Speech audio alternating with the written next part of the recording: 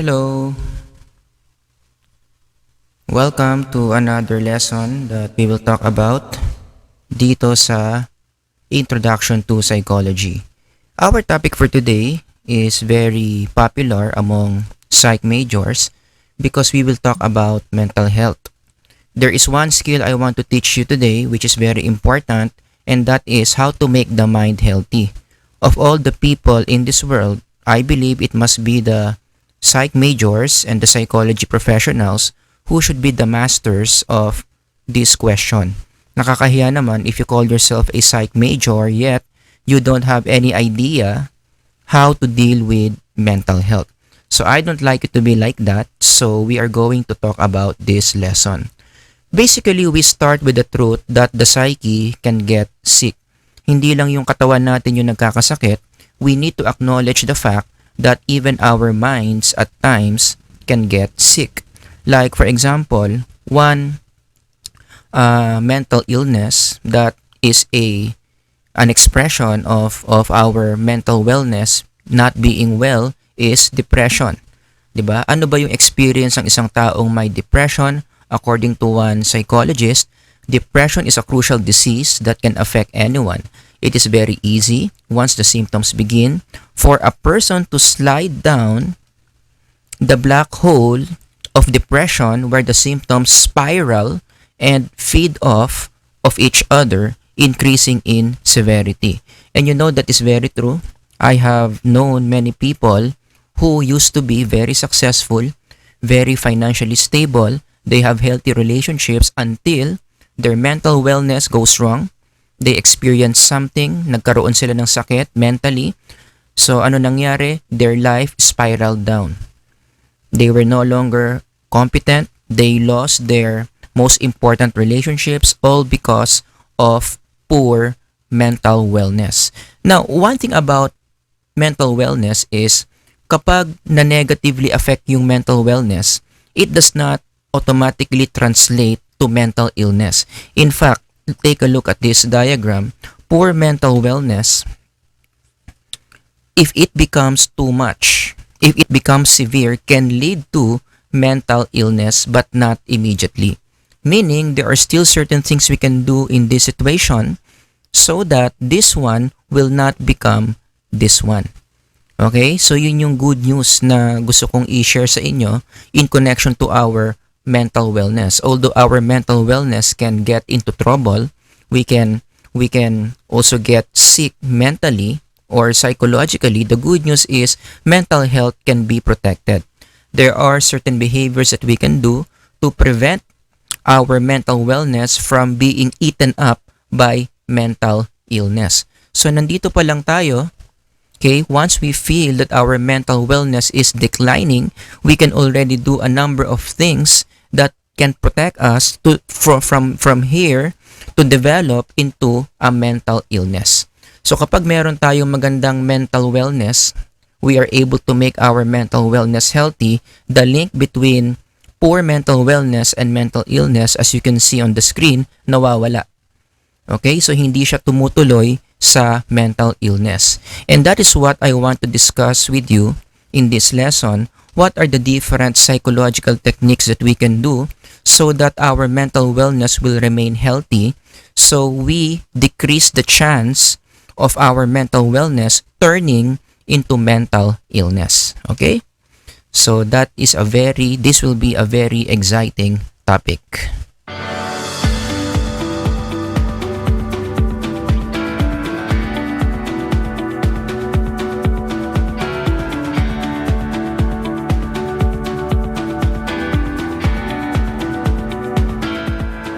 Now, before we talk about the different techniques on how to improve our mental wellness, first we need to master the idea or the concept of mental wellness or mental health or psychological well-being or subjective well-being. All of those concepts are just the same. They are pertaining to one single thing. Pare-pareho lang yun, no? So in this lecture, I am going to interchange those terms. But really, what is the essence of mental health or mental wellness?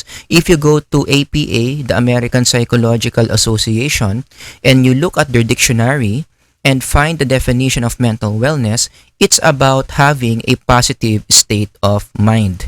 And what do you mean when you say you have a positive state of mind? Let's read.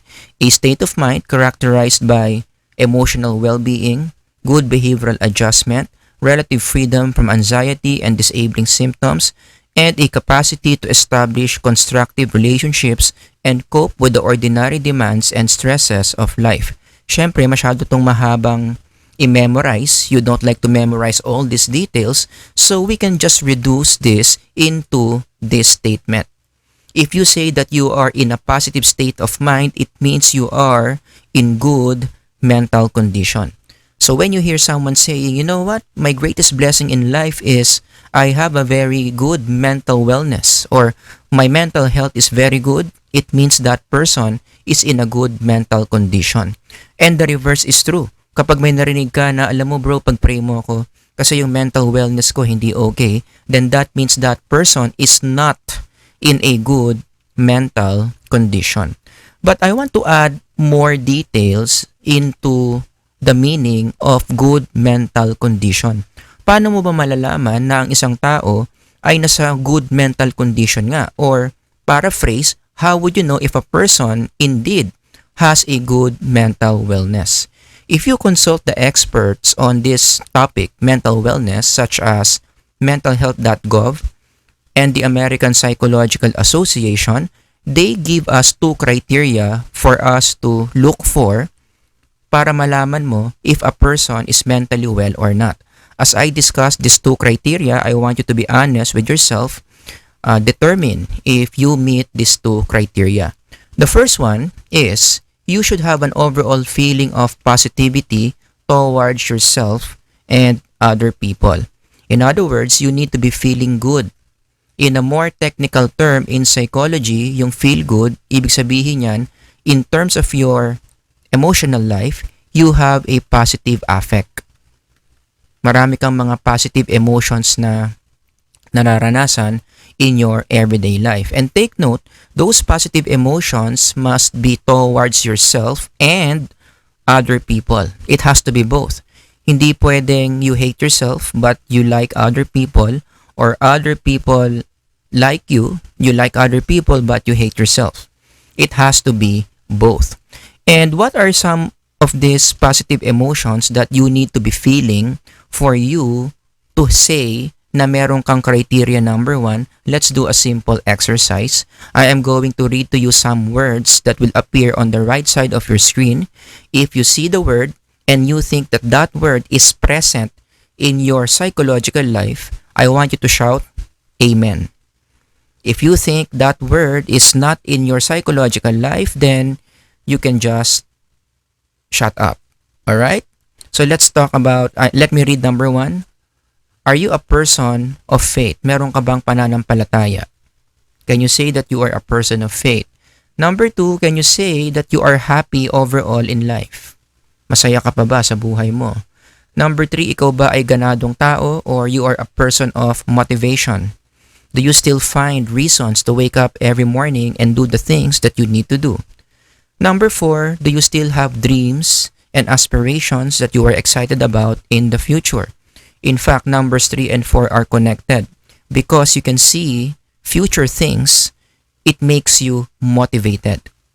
Number 5, can you say na meron ka pang lakas ng loob to face the troubles or the challenges that you are currently facing? Especially today, during the age of the pandemic, there are a lot of challenges. Meron ka pa bang lakas ng loob harapin yung mga yon? Number 6, meron ka bang mga taong minamahal? Do you have set of people to whom you center your affection to? And number 7, in connection to number 6, yung mga tao bang mahal mo ay mahal ka? 'Di ba? Love has to be reciprocated. Kapag mahal mo yung mga tao, hindi ka naman nila mahal, it's not good for your mental wellness. Number 8, ikaw ba ay meron pang kumpiyansa sa sarili, or in English, do you have self-confidence? Whenever you do something, are you still confident that you can do that something well? Number 9, ikaw ba ay may pagpapahalaga sa sarili? Do you still give yourself importance? Do you still give yourself value? Do you still believe that you are a person who deserves to be respected? And last one, number 10, do you apply the same things towards other people? Diba? Naniniwala ka rin ba na yung ibang tao dapat irespeto just like how you are being respected? So the following list of words that I read are some emotions that you need to constantly feel for you to say that you hit criteria number 1. And by the way, ang cutoff dito is 7/10, which means you need to be saying amen 7 times for you to say you hit criteria number 1.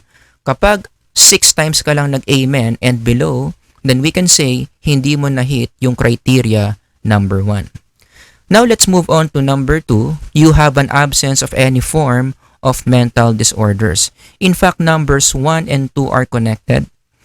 Malamang sa malamang, if you hit number 1, most of the time you will also hit number 2. You will have absence of any form of mental disorders. Like for example, if a psychologist would be observing your everyday thinking, everyday emotions, and everyday behaviors, that psychologist will not find a pattern in you that is found inside the DSM-5.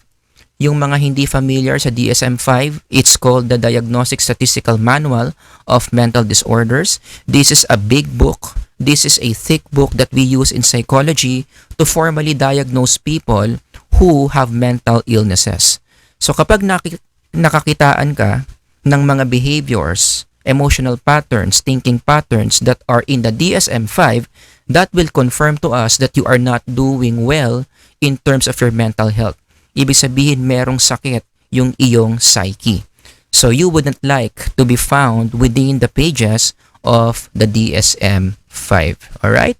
So in summary, these are the criteria to say that a person has a good mental wellness. But let me just add that there is a more sure way or a more scientific way of establishing that you are in good mental wellness. Kasi so far, what we're doing is we are just estimating your current mental wellness in connection to this criteria. But if you really want to be sure about your mental wellness and be exact, be objective, establish once and for all that you are doing good in your mental wellness, you can consult a psychologist, and that psychologist will give you psychological tests or instruments. There are many psychological tests in the market that are designed to measure a person's overall mental wellness. So if you really want to know kung gaano ba kalakas yung mental wellness mo or yung mental health mo, you can just consult a psychologist and he or she will know which test to give you to estimate more or less your mental wellness. Now, we can no longer talk about the specific tests that measure mental wellness because of time constraints, and also I'm going to reserve that discussion when we talk about it in psychological measurement. Instead, what we will do today is I'm going to give you some sample items coming from these tests so that you will have an idea what are we looking for or what are we looking at when we want to estimate another person's mental wellness. So most of the time in these tests, the person, the test taker, will be given items that are in the Likert format. And what is a Likert format? Usually it starts with a statement, and then your job as the test taker is to determine how much you agree with the statement given these numbers. 5, 4, 3, 2, 1, 5 the highest, and 1 is the lowest. 1 meaning you don't agree that much with the statement. 5, you very much agree with the statement. Alright? So what are some of these items that we give to test takers? Ready? Number 1. I've been feeling optimistic about the future. In Tagalog, positibo ang pananaw ko sa hinaharap. Number 2, I've been feeling useful. In Tagalog, nararamdaman kong may pakinabang ako. Number 3, I've been dealing with problems well. Maayos kong nasusolusyonan ang mga problema ko. Number 4, I've been thinking clearly. Malinaw ko akong nakakapag-isip. And number 5, last one, I've been feeling close to other people, or in Tagalog, nararamdaman ko ang aking koneksyon sa ibang tao.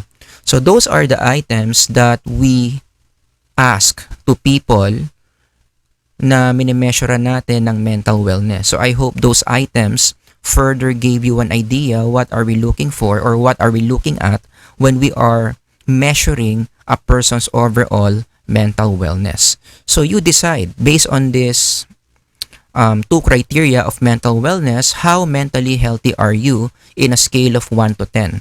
10 being the highest, 1 being the lowest. Are you hitting this criteria? That is something to think about.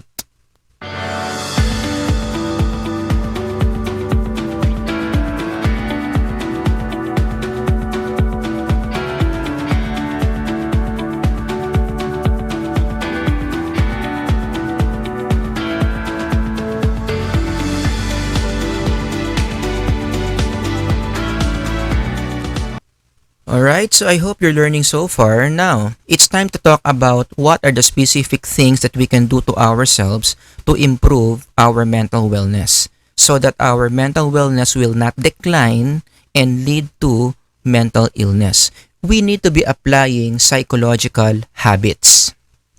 Meron tayong mga habits na dapat araw-araw natin ginagawa to strengthen our overall mental health. So to put that in a diagram, it looks something like this. Here's your psyche. That psyche practices mental habits, and those mental habits will lead us to better mental wellness. Mas mababa yung chance na magkakaroon tayo ng mga psychological disorders because we have good mental wellness. But that starts from faithfully doing those mental habits. Again, I want to emphasize the word habits. Ibig sabihin ng habits, mga araw-araw nating ginagawa, palagi, regular. Remember that mental wellness is an everyday thing. It is an everyday concern, as you can see here on the slide. I want to emphasize on this because many people have a wrong framework on their mental wellness. They think that their mental wellness must only be addressed if there are already symptoms. 'Di ba? May mga ganyan tao wala naman akong simptomas so hindi ko muna iisipin yung mental wellness ko. In fact, the moment that you begin to be concerned about your mental wellness because you already have symptoms, that is already late.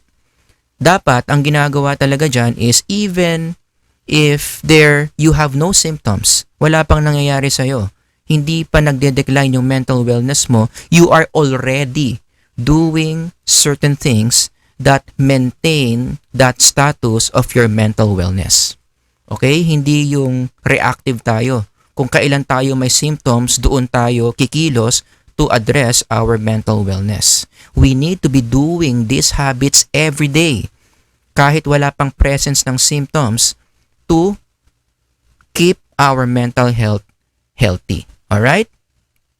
So I want to discuss with you three techniques that are scientifically proven to improve your mental wellness. Again, these are all habits, something that you need to be doing consistently every day. The first one is called positive reframing. This is your ability to see the good side in negative situations. Kapag nakakaharap ka o nakaka-experience ka ng mga pangit na pangyayari and you apply positive reframing, you do your best to find the good in the midst of that negative situation.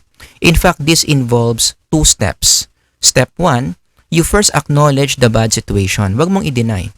Acknowledge na meron nangyaring masama and then you let yourself feel the effect of the negative situation. Hindi naman bawal maka-feel. You can feel angry, you can feel sad, you can grieve, but you don't stop there. You proceed to step 2 when you're ready. Now you begin to search for the good things that may have happened in spite of that bad situation. Totoong nakakalungkot yung nangyari, totoong nakakainis yung nangyari, but in positive reframing, you are training your mind to find something good in the bad situation. Let me give you some examples para mas maintindihan ninyo how positive reframing is applied. And now the first one is my personal example, no? Just last week, I have a craving for sisig. Alam naman natin na itong food na ito is very unhealthy, but it's very yummy, right? So I already planned to eat out to this restaurant na masarap talagang mag-serve ng sisig. I won't mention which restaurant. So to make the long story short, I went to the restaurant and then ordered for the sisig that I was craving for. And lo and behold, hindi raw available yung sisig, naubusan daw. Now for me, that is a very bad situation. Imagine the disappointment I felt because I was looking forward for many weeks to eat in this restaurant tapos wala palang sisig na kinikrave ko. Now, I felt bad and I let myself feel bad. Okay, fine, walang sisig. I acknowledge the situation. That's step one. And I felt bad. In a way, I got irritated. Pambihira naman, specialty niyo yung sisig. Bakit wala kayong sisig? Dapat dinadamihan niyo yung supply niyo. So I felt all those things. But I didn't stop there. Because if I stayed in step one, I just acknowledged the bad situation and I continue feeling bad about the situation, what happens to my mental wellness? It begins to decline. So I move on to step 2. Now I began searching for the good things in that situation.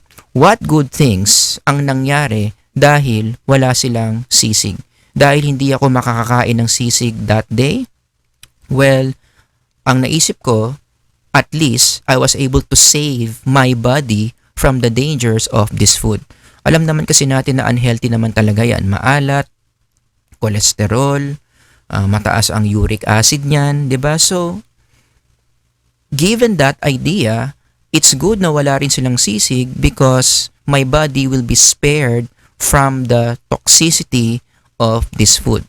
In a way, maybe I was able to get a longer life that day because hindi ako nakakain ng isang unhealthy dish.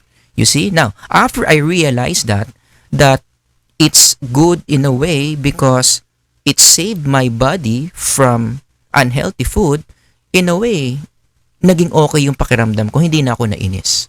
'Di ba? So, bakit na-save ko yung mental wellness ko in that negative situation? Because I applied positive reframing.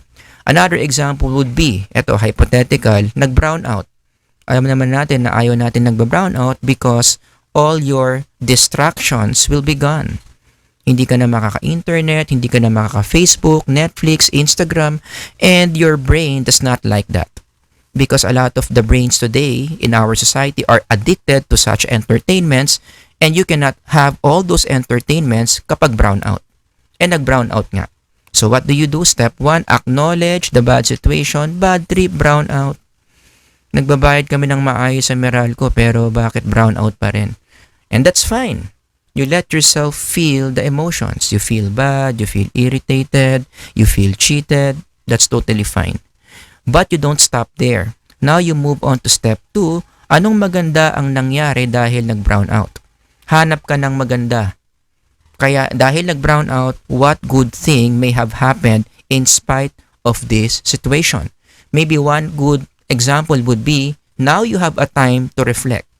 Now you have time to talk to God. Now you have time to pray. Now you have time to read that book that you wanted to read for a very long time, but because you are so distracted, kapag may kuryente, hindi mo nababasa. O, diba? So, habang brown out, naging spiritual ka. Now you pray to God, now you talk to Him, now you read your Bible, now you're able to read that book. So, naging maganda pa. Diba? Nung nagkaroon ng ilaw, okay, ano yung isa pang magandang nangyari? After nung nagkaroon ng ilaw, mas tumalino ka. Mas nag-grow ka spiritually. You see?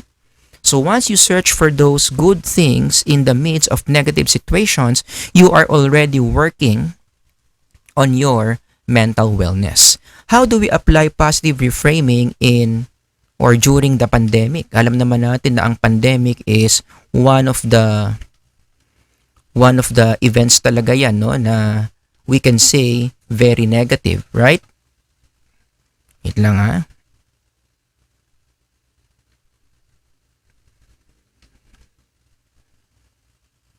Alright?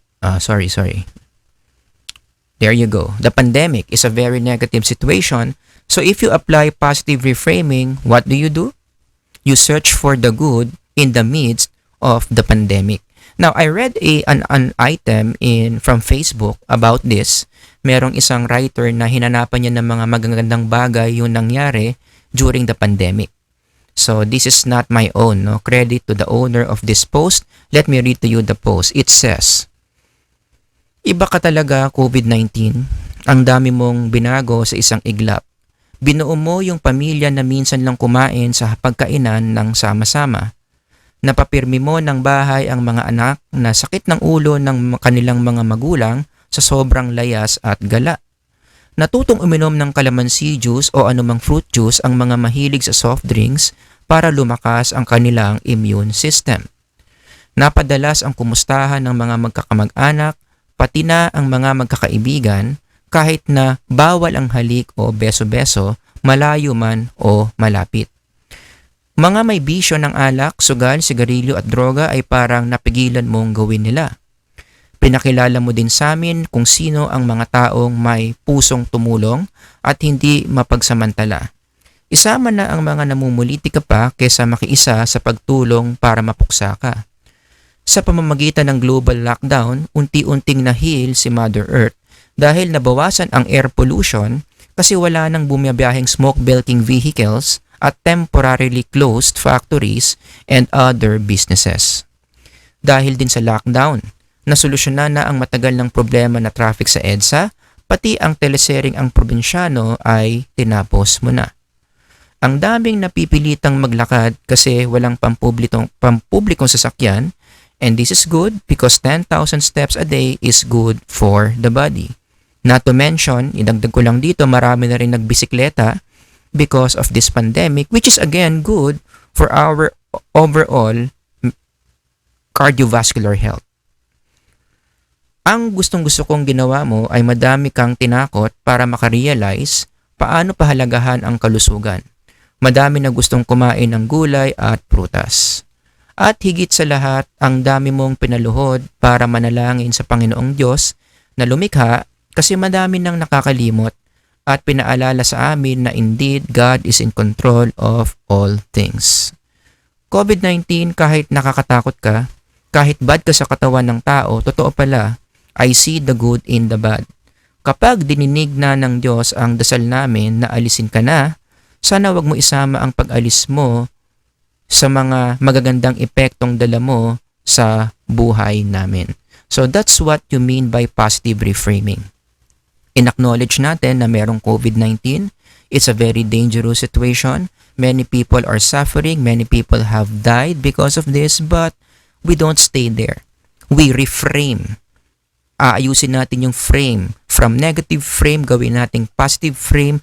Ano yung mga magagandang nangyari in spite of COVID-19. Now, I just want to share with you how amazed I was when I discovered that positive reframing is not a modern-day invention of modern-day psychology. Alam nyo ba, even before psychology, thousands of years before scientific psychology, ang positive reframing, tinuturo na yan in the pages of the Bible.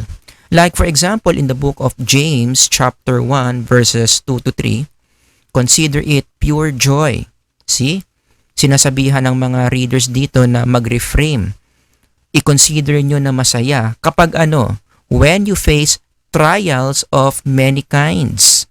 Pag may mga trials, hanapin mo yung positive dun sa trials na yon. Consider it pure joy.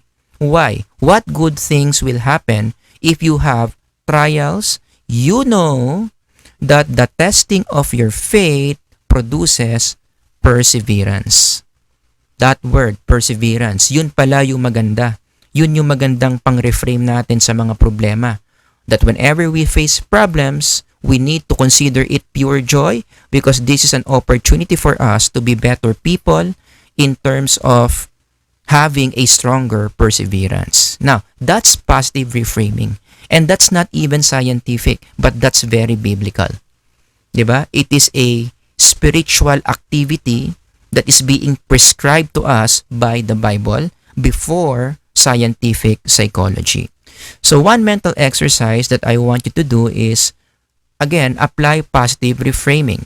Ano ang mga magagandang bagay ang nangyari o nangyayari sa buhay mo dala ng isang negative event? Select a negative event in your life that you have underwent before or you are undergoing right now, and then fill in the blanks as much as possible.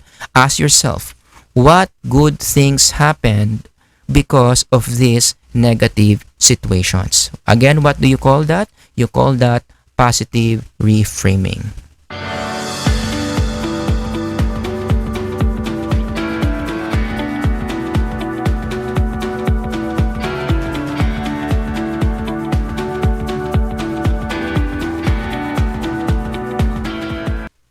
The second psychological habit that will improve your mental wellness is called gratitude, which means the quality of being thankful, readiness to show appreciation for, and to return kindness. I just want you to focus on the word appreciate, which is a psychological skill.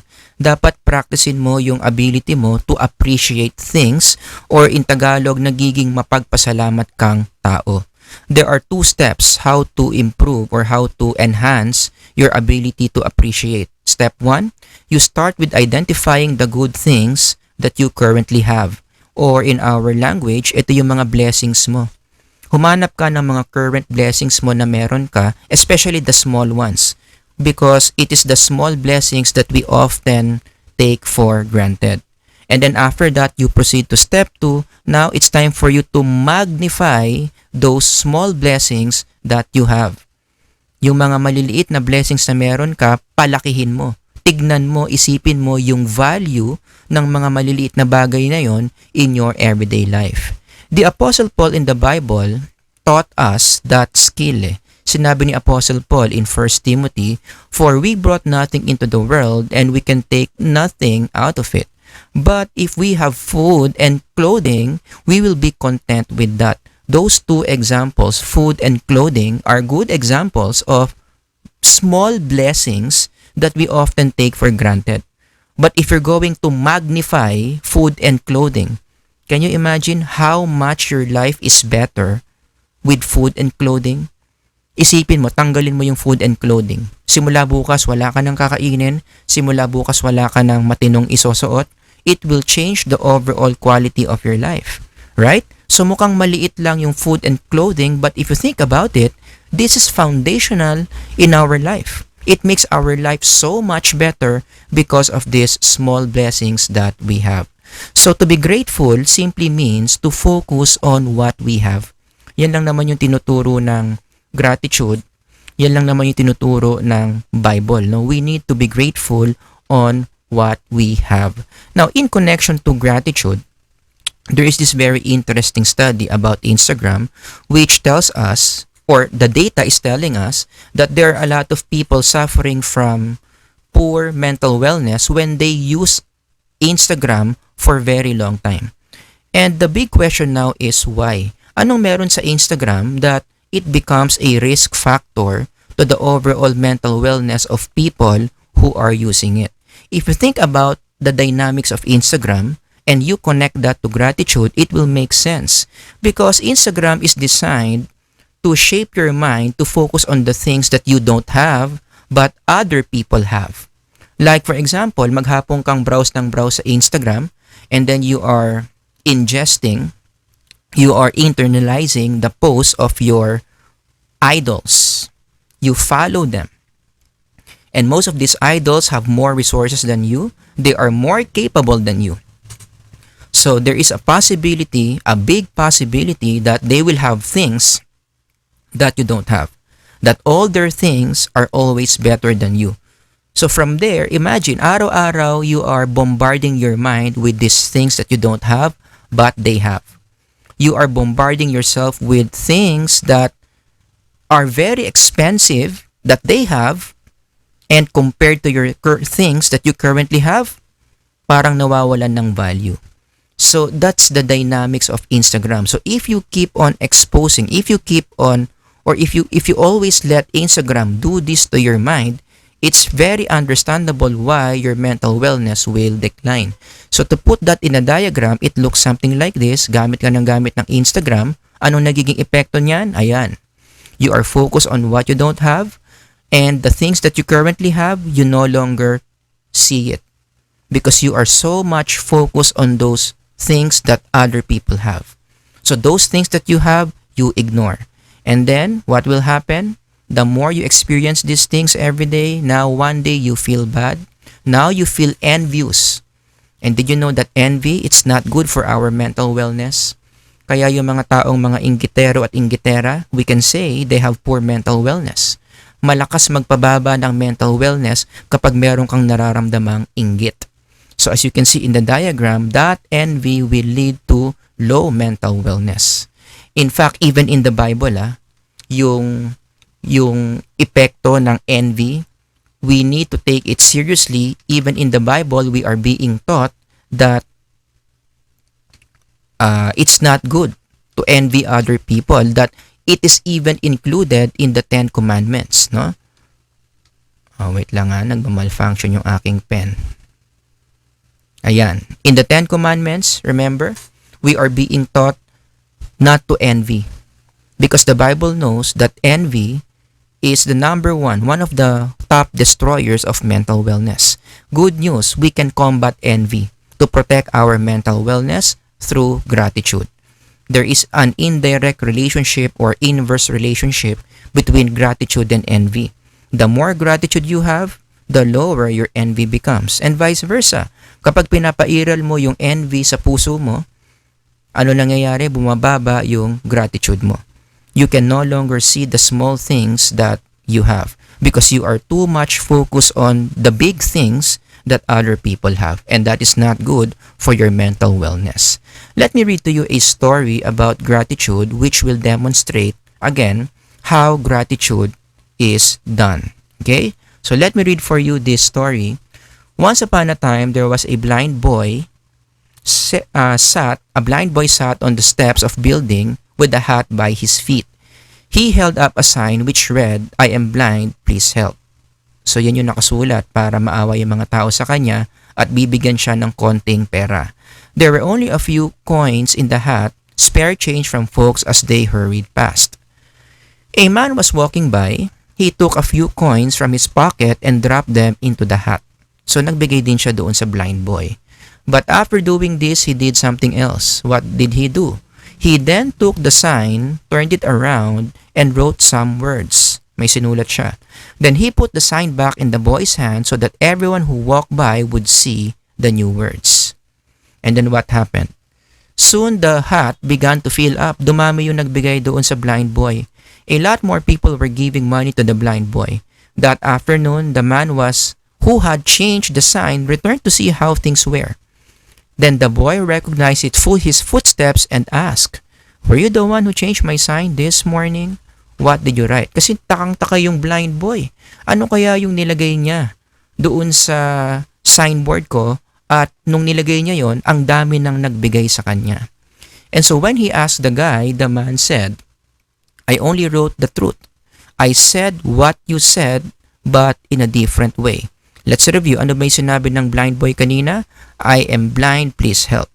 So this guy paraphrased those words into, ano yung sinulat niya? "Today is a beautiful day, but I cannot see it."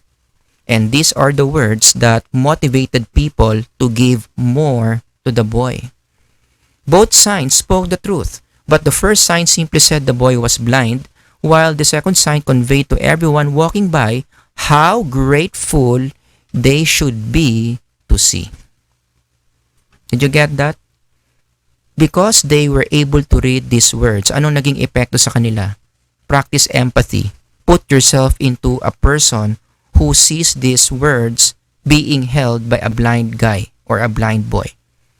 It will make you see your sense of sight. It will make you appreciate your sense of sight. Marirealize mo na ang blessed mo na ikaw nakikita mo yung ganda ng araw while this guy has no opportunity to see what you are currently seeing. So ma-activate ngayon yung gratitude ng mga tao who can read these words, and that gratitude will spill over to their motivation to give money to the boy. Kumbaga parang ito yung nangyari in the story. Okay? Nung nabasa ng mga tao yung sign na yan, they were able to magnify their sight. Buti pa ako nakakakita. Oo nga naman. This guy cannot see, but I can enjoy the beauty of the world because I can see. Na-magnify nila yung blessing that they were taking for granted. And that led to a positive feeling. I am so blessed. And that positive feeling, it spills over to their behaviors. Now I want to do something good for this guy. They gave more. And that is good for their mental wellness. Right? That positive feeling, feeling blessed, feeling appreciative of what you have is good for your overall mental wellness. Sabi nga ng isang author, which I very much agree, it is not happy people who are thankful, it is thankful people who are happy. So the lesson here is, if you really want to work on your mental health, keep it strong, you need to be expressing more and more gratitude every day. Let me give to you 2 mental exercises in connection to gratitude expression. Number 1, please train yourself to always find 3 good things every day that you are thankful for. You can do this before you go to sleep. Before you go to sleep, identify 3 things that happened to you or 3 things that you currently have which you are very grateful for. Never go to sleep without doing that. And then mas maganda after you identify those 3 things that you are grateful for that you have, samahan mo ng prayer. You talk to God and thank God about those things that you currently have. And by the way, hindi lang ako yung may gawa ng activity na yan, no? Studies after studies have shown that such activity is very effective in enhancing mental wellness. You can read a lot of research papers on this, na talagang kapag yung tao ginagawang habit yan, giving thanks before going to sleep, mental wellness improves. Number 2, another way to express gratitude, no, that you can do as an exercise is you try to minimize your complaints and maximize your thanksgiving. In other words, dapat yung listahan mo ng reklamo mas konti, tama ba, less than, no? Mas konti kumpara sa mga pinagpapasalamat mo. This is the road to a better mental health. The more you are training your awareness to see things that you are thankful for, the better your mental health becomes. Vice versa, one way to really destroy your mental wellness at maya-maya meron ka ng mental illness is damihan mo yung reklamo mo tapos huwag kang magpasalamat. You see the difference? When you have longer list, when you exert more effort finding things that you can be appreciative for, mas natitrain yung mind mo to focus on the positive. But the reverse is true. If you train your mind or if you exert effort to identify more complaints, you are training your mind to be very negative. Hinahanapan mo lagi ng problema, hinahanapan mo lagi ng hindi okay. Kaya ang nangyayari, you keep on seeing the deficiencies, you keep on seeing the bad things, it declines your overall mental health. So one good example of this would be, let's say, poor internet connection. Of course, all of us will feel bad, di ba? When we experience poor internet connection. But let's apply gratitude. Paano ba ginagamit yung gratitude dito? Alright. Can we complain? Can we complain if there is slow internet connection? Definitely. Definitely. That's our right. That's our consumer right. Binigyan mo sila ng pera para mabilis yung internet. You deserve a fast internet. Now, one day, the internet got slow. You deserve to complain. But before you complain, again, hindi ko naman hinihinto na mag-complain kayo, but before you do, you think about your gratitude list. Kasi may laman na kaagad yung reklamo list mo di ba? Mabagal yung internet today. Pero, tignan mo muna yung gratitude list mo. Di ba? To pacify the intensity of your reklamo list. Question. From the moment that you subscribe to this service provider, everyday ba, lagi bang mabagal yung internet? As in everyday, walang araw ang hindi mabagal ang internet? If you are going to be honest and be realistic about this, the answer is no. I'm sure there were good days.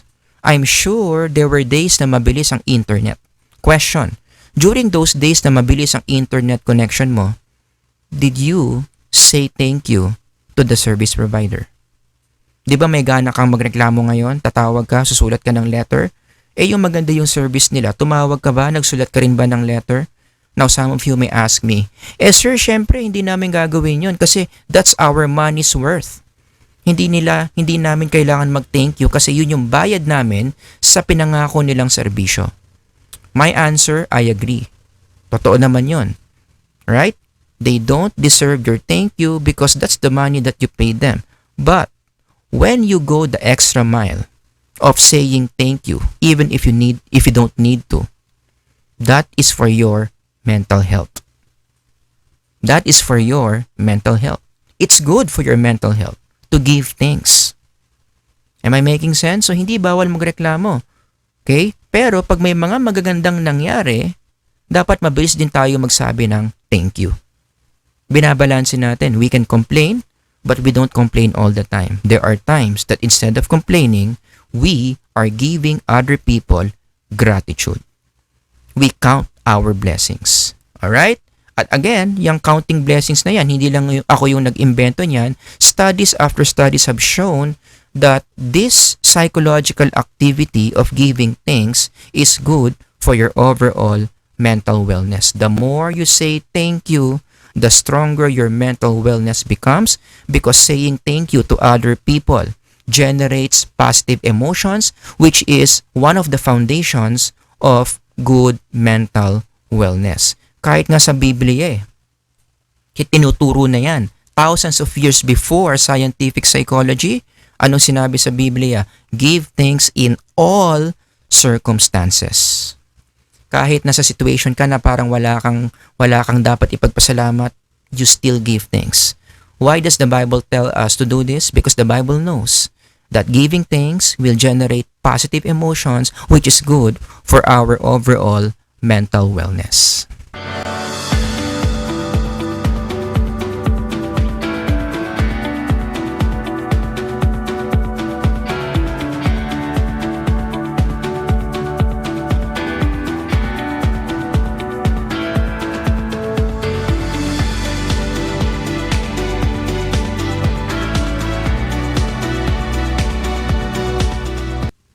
I hope you're learning so far. Okay? So far, meron na tayong natutunang dalawang techniques on how to improve our overall mental health. Now we go to the last technique, and this is social support.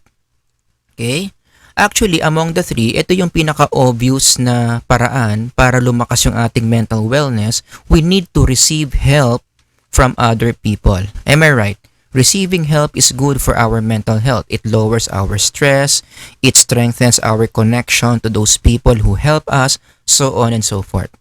Alright? But this is already an overly discussed way to improve on mental wellness. Gusto ko dagdagan. No? Na sa tingin ko, there are a lot of psychologists out there who don't even teach this, but I believe this something is more important than this one. And what is that? It's good to receive help for our mental health wellness, but remember, giving help to other people is more powerful in enhancing our mental health. Sa Tagalog, okay na tumanggap tayo ng tulong from other people, pero mas okay kapag tayo ang nagbibigay ng tulong, nagbibigay suporta to other people. In fact, that's the problem why a lot of people today have poor mental wellness. They are too much concerned on this. They expect people to help them, to do things for them. And if people don't, they get disappointed, their mental wellness suffers. Hindi dapat ganun yung framework natin. Instead of looking for people who will help us, every day it must be our habit to search for people whom we can help. Diba sabi nga sa Biblia, no? From the words of Jesus Christ Himself, it is more blessed to give than to receive. Again, that biblical statement is scientifically confirmed. Let me present to you one of the findings that they had in connection to curing depression. Alam naman natin na yung depression, very common, so many psychologists were finding some ways how to cure depression. So, nag-imbento sila ng iba't ibang mga medications, iba't ibang mga therapies on how to lessen a person's depression. But one of the most successful findings, surprising findings they had about how to cure depression is the finding that one of the ways to really deal with a person's depression is to let depressed people help other people. Can you imagine?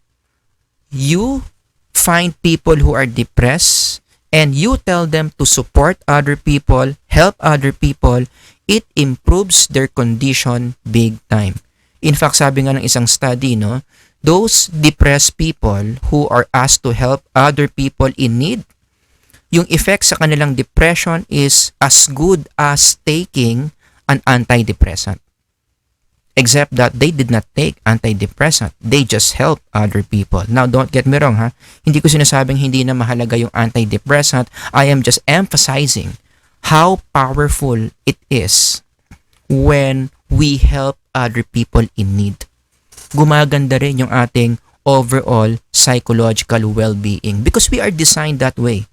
Our psyche naturally feels good when we know that we are able to do something good towards another person. And again, this scientific finding is echoed thousands of years before scientific psychology within the pages of the Bible. So anong Bible passage yung pwede nating mabasa that will show to us that helping others will contribute big time to our psychological wellness? Let me read to you Isaiah 58 verse 10. If you put yourself out for the hungry and satisfy the desire of the afflicted, by the way, who is talking here? God himself is talking here. The maker of the psyche, the maker of psychology, the great psychologist is the one speaking here. What does he say? If you pour yourself out for the hungry and satisfy the desire of the afflicted, then shall your light rise in the darkness, and your gloom be as the noonday. I believe symbolic itong light na to at saka yung darkness na yan. The passage is talking about our psychological moods. That our moods will have a big time improvement when we give support to other people. How do we know it's true? Because it's what the maker of the psyche tells us. Siya na yung gumawa ng psyche natin eh. He designed it to be that way. That we generate positive feelings within us if we are able to support another human being in need. So how does supporting others contribute to mental health? If I'm going to put that in a diagram, it looks something like this. You start by supporting others. What happens? According to the literature, now, there is shift of awareness. Imagine you're depressed. Did you know that one of the reasons why a person is depressed? Too much self-focus. So if you want to handle depression better, one way to do it is you lessen the self-focus of the depressed person. Bawasan mo yung pag-focus niya sa sarili niya kasi feeling niya siya yung pinakakuwawang tao sa buong mundo. That's the challenge among psychologists.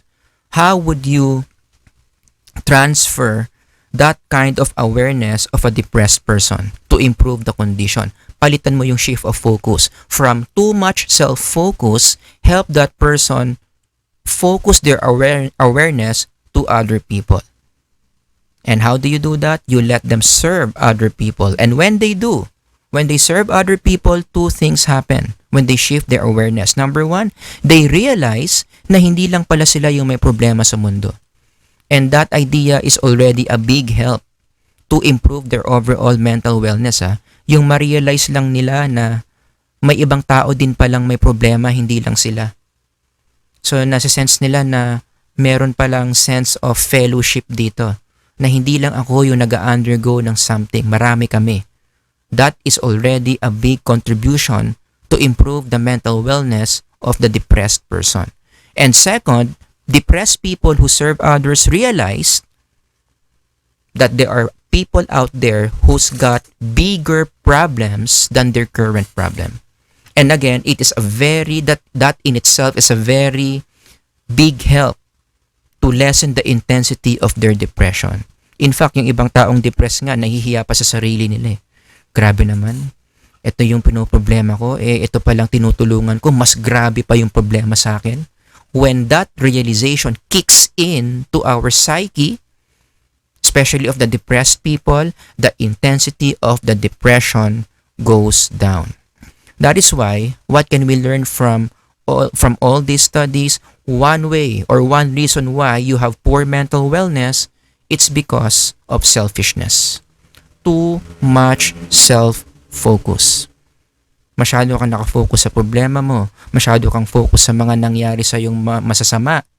So what do? You get rid of that selfishness to improve your mental wellness. The Bible even confirms that, diba? Kapag masyadong mataas ang selfishness level ng tao, nagkakaroon tayo ng disorders. Nawawala yung anti-mental wellness. Again, we go back to the book of James. For where you have envy and selfish ambition, remember, envy is also a form of selfishness, there you find disorder and every evil practice. I believe that the word disorder here includes mental disorder. Ang sinasabi ng passage dito, if you are focused too much on yourself, it's not good for your mental health. So how do you do this? Ano ang antidote dito sa selfishness? Selflessness. And the best way to show selflessness is to serve other people. This is the antidote for envy. Okay? I think, as a psychology professional, this is one of the reasons why there are many young people today who are very depressed. Because in our society today, especially among these age groups, dito talaga pinakamataas ang value of selfishness. Especially in our society today, social media age, digital age, we are being trained to promote ourselves, to sell ourselves online. That's why a lot of people are doing lots of things, sometimes even stupid things in the internet just for them to be accepted. Just for them to be noticed. Which is not good. That is not good for our mental wellness. The more we focus on ourselves, the more our mental wellness declines. Even Time Magazine, in connection to this line graph, nakita rin nila to sa mga kabataan ngayon that they wrote an entire issue on this. How selfish the generation is today. Of course, not all people are, but it seems like ito na kasi yung norm sa society natin ngayon, where people are so much concerned, especially the young people, so much concerned about the me, the self. And this is bad news. Again, the more you focus on yourself, the more you increase your selfishness level, according to James, there will be disorder, there will be evil practice. Alright? Actually, here's a lie that a lot of young people believe today. The more you serve yourself, the more you become happy. That's the first step to overcome this. Destroy this. This is not true. Whoever said these words definitely does not know psychology. The more you serve yourself, the more you become happy. No.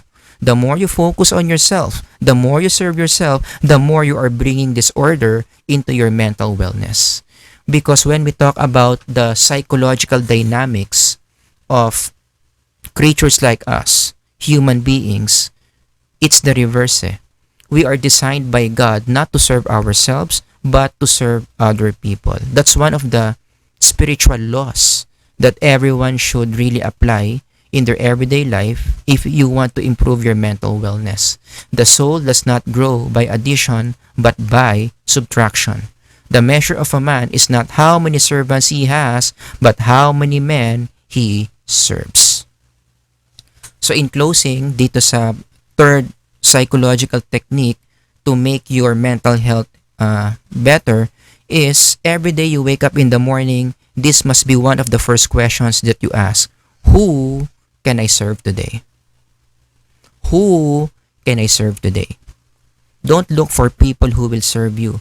Don't look for people who will make you happy. Rather, you look for people that you can give to. You look for people that you can serve. Just like what Christ did. Why do you think Christ washed his disciples' feet? Wala lang, trip lang niya. No.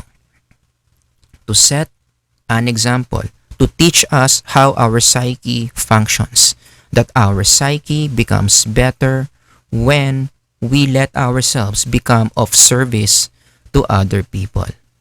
And what are some of the ways? Mabibilis lang naman yun eh. Any form of help will do.